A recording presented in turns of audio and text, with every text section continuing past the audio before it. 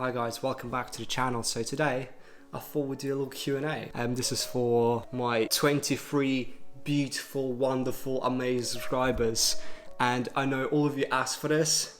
By all of you, I mean 0 of you. So basically I got a bunch of my friends to ask me questions or things they would want to know about me if they didn't know me. Does that make sense? Kind of? I don't know. Okay, so we'll go over it and then we'll see where things go. Question number 1, where am I originally from and when did I move over to England? So if you guys didn't know, I'm originally from Russia. I was born in this little city called Izhevsk. It's relatively close to Moscow. It's around like a day and a half train journey away, which in Russia, kind of like in Russian metrics, is very small. And at the age of 10 I ended up moving over to UK with my mum.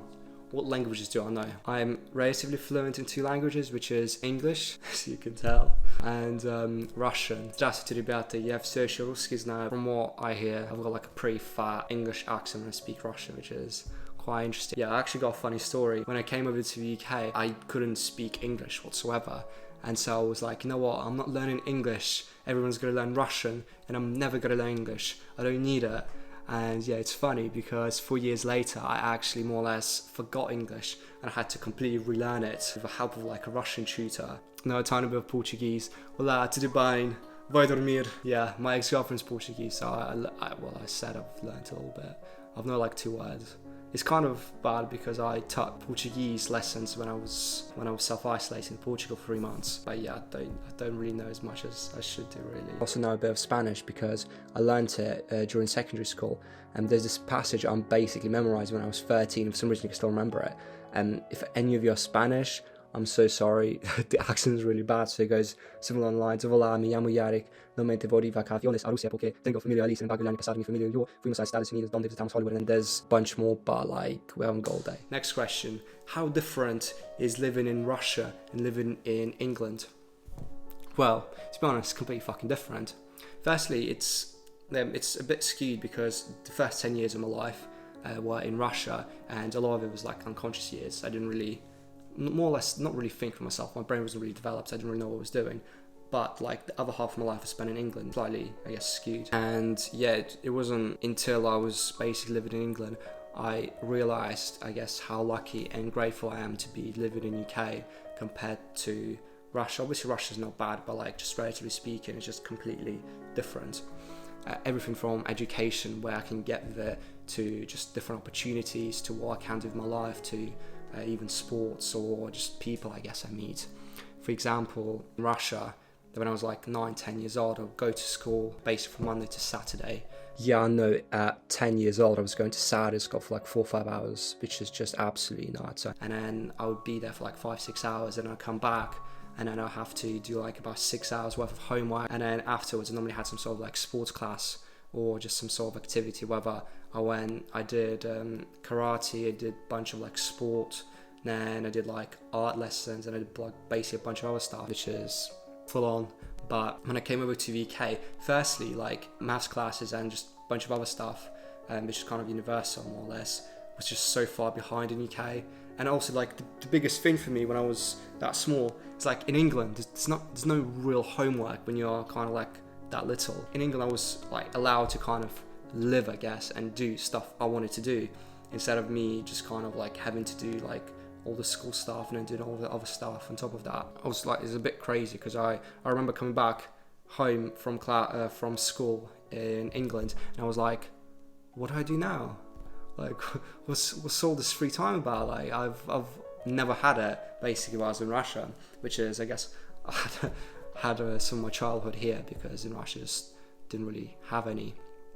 It's not to say that I didn't, but like it was just completely different. Another thing, just school system wise, in Russia you kind of study for 9 months basically, and then you have about 3 months off during summer where you get to go to like summer camps for like a month, and then you go to Russian village, your dacha, etc. But in UK everything's kind of a bit more spread out, so you get like time off throughout the year, and then you only have like about 6 weeks off during summer, which I don't really mind because you got like a bigger Christmas holiday and bigger like Easter holiday, which is right, you know. Another thing is like kind of cultural, I guess, etiquette difference, if that's what we would call it. In Russia, for example, you don't really you kind of walk past people, you don't really expect to smile. If you do smile at someone when you're walking through a street or opening a door for someone in Russia, they'll look at you like you're fucking crazy, which is always quite funny. If you ever go to Russia, try to do that, see what happens. In England, obviously everyone says hello to each other, good morning, blah blah blah, but yeah, in Russia it's just not a thing. The thing is, like, it's kind of different because when you get to know somebody, everyone's incredibly welcoming and warm, but I guess when you don't know anyone,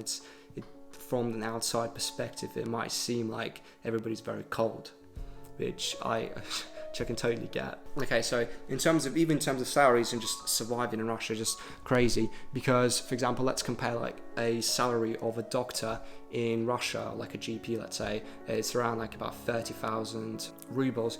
Yeah, so roughly it's about £300 a month a doctor earns. In England, it's more like £3,000 all the way up to like 10 or whatever, even more. Just absolutely bonkers, to be honest. Obviously you could say like, oh, okay, cool, like the standard of living isn't really as high, but when it comes to like to buy a car in Russia is like 1 million rubles, or to buy like a house is 2, 3, 4 million. So it's very like disproportionate, and plus inflation is literally eating up the currency, and people not getting paid more.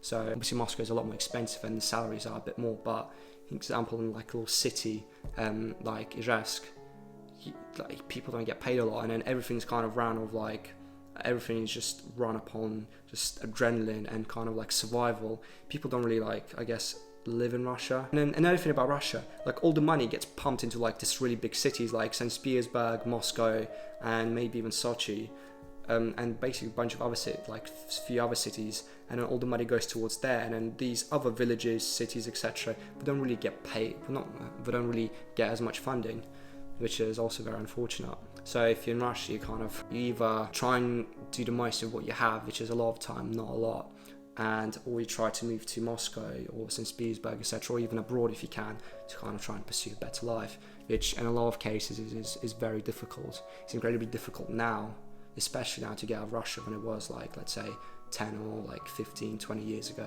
Whereas I guess the government kind of understands that the situation they're in, and so they try to force people to kind of stay in the country. Later next year I'm planning to go to Russia, and so I'm planning to do some of these kind of sit down videos with some of my friends from Russia, and then I want to talk about like the difference between growing up there and growing up here, how different the life was, like again their plans, etc., what they think about living abroad, etc. So if you guys got any questions, like let me know.